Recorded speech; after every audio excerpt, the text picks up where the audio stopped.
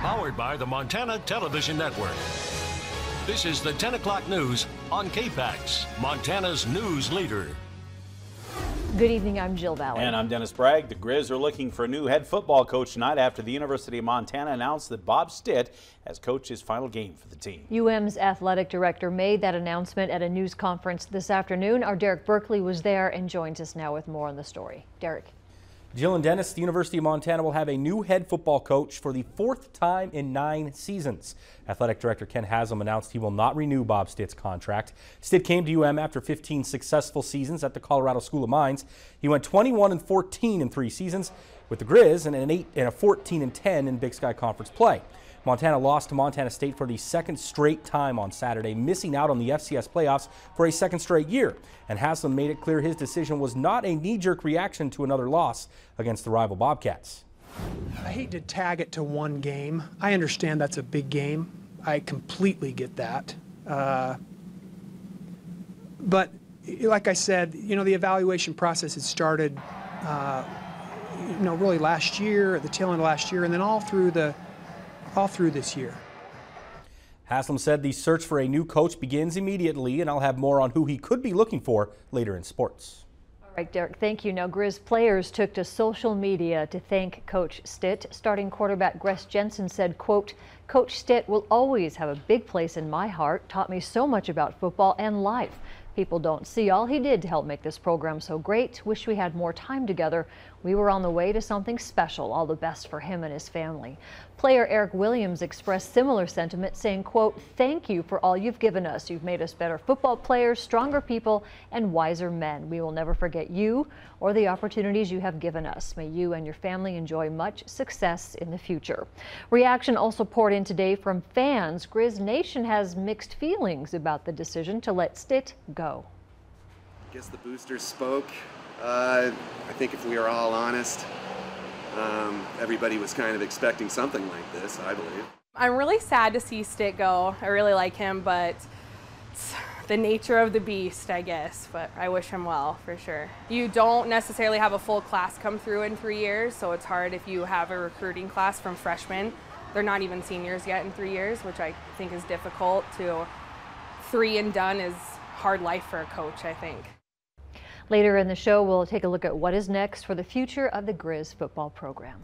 In other news tonight, a jury trial finds former Florence doctor Chris Christensen guilty on more than 20 charges, including negligent homicide for overprescribing and misprescribing prescription drugs. MTN's Augusta McDonald was in court today as that verdict was handed down. With the jury's decision today, Christensen could be sentenced for up to 405 years. The direct reflection of this case is you can't do this. And I think the medical community, or I know the medical community, recognizes this is an outlier. This guy was an outlier. This was not the norm.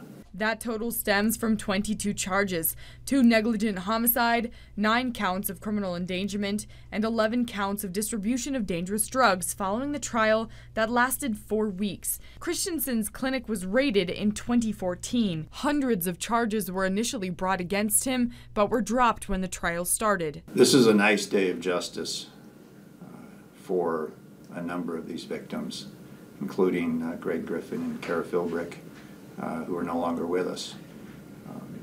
I think their families can take a little solace that somebody's paying attention, that this jury paid attention and is speaking up on their behalf. The mother of one of the negligent homicide victims testified earlier in the trial and says she is grateful for prosecutors and the criminal justice system for how it delivered justice for her son. I will see Greg again someday.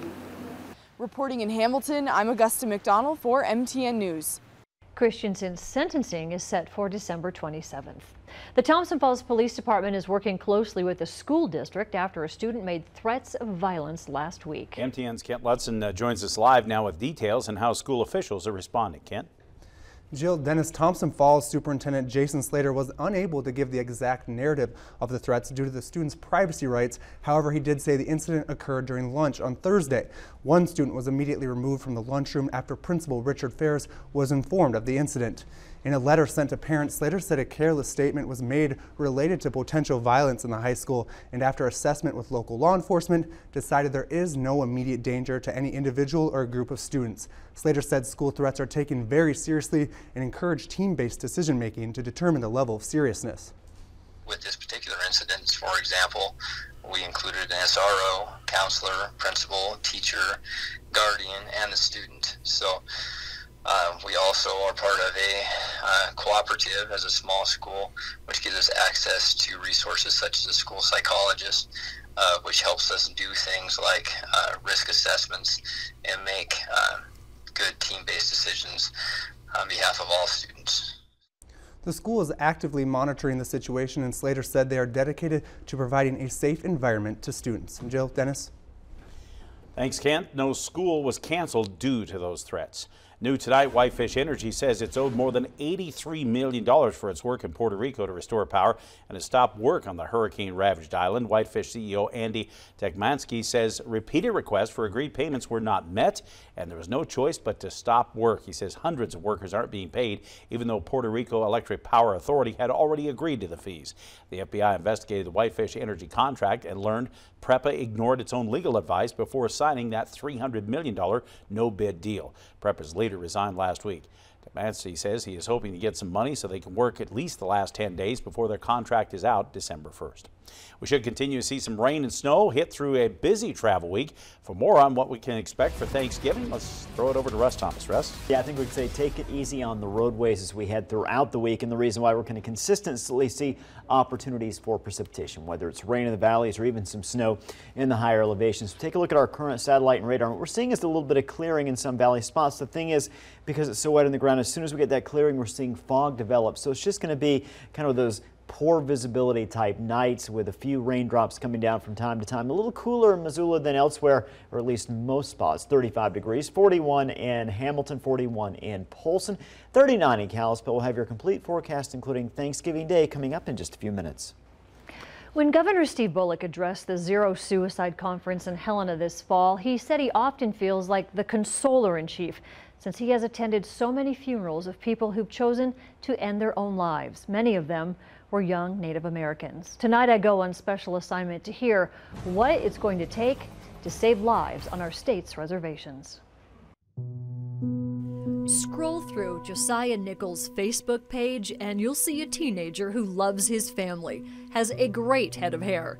He's a basketball player for Two Eagle River School, a talented Native singer, and someone who has scores of friends. Many of those friends filled the hallways of the hospital the night Josiah decided to die by suicide. I don't know exactly what happened that day. I just remember my phone call, getting my phone call. And I was crying and I was shaking. It was his face, so I tried to call him. His phone just rang and rang and rang. A week before his death, he posted this on Facebook. They were words of despair. They were followed by words of love and support from his friends, but it did not change what was about to happen. My baby was laying there. My heart, I could feel it shattered. All I wanted was my baby. I just wanted him to open his eyes. Josiah was just 16 years old. His death was one of 20 confirmed suicides in the Mission Valley community since last November. There's no statistic pointing to how many were attempted. Montana's Native Americans have the highest rate of suicide in a state that already has one of the highest rates in the country. I'm in part haunted by what you're here to work on. Last month, Governor Steve Bullock launched the Zero Suicide Academy. It's a major component of a statewide plan to reduce suicides. The goal here is to share ideas that people can take back and put to use in their own communities, to examine what's happening on their own reservations. There are no easy answers, but the conversation is well underway. Suicide isn't something that you can address and it's going to go away. It's a symptom of much bigger issues. And so what we want to think about is what else do we need to do? Who do we need to pull together? What have other tribes done that have helped them address this as a key issue of wellness across Indian country? Suicide is also a topic that's now talked about openly in schools, because it has to be. We've taken an open stance as far as it's not something that should be pushed behind or not talked about when somebody comes up or has questions, or it comes up in class. It's something that we have agreed as a staff to discuss, or maybe not there at a different time with those students. It's an issue that affects young people deeply as they watch their peers and friends struggle. Many believe suicide has become a bigger issue than bullying. After several suicides in the Mission Valley last spring, the student leaders of St. Ignatius High School went to their teachers and said they want training to know what to do if they have a classmate in crisis, because they know often a young person contemplating suicide will reach out to their peers before their parents. It'd be nice to know what to do in that situation, so that's why we want the leaders in our groups to be trained in something, so that way when their friends do reach out or people do reach out to them, they do know how to handle it the right way. There's no one reason why someone might choose to end their life. For Native Americans, tribal leaders say the answer to their pain cannot be suicide. That pain needs a voice. While this is a really sad time for us, it is also an opportunity for us to really put a mark in the sand and do business differently. We are really saying that we need to figure out a different way of addressing our issues that have gone back for generations. Sherry often reads the note her son left behind, searching for answers that just aren't there. She can still see his face in photos, hear his voice singing back at her on an iPad, but it's not the same. I don't get to see him anymore. I still wait up for him, and I know he's not going to come home. Josiah was loved by so many. His friends and family often leave him messages on his Facebook page. If you are in crisis, there is a number you can text, 741-741. Type in MT for Montana. It's a free 24/7 text line, and someone will help you. Coming up after the break, Russ is back with a look at your Thanksgiving week forecast. Plus, Charlie Rose is off the air on 2 networks following allegations of sexual misconduct. We have that and more still ahead here on KPAX.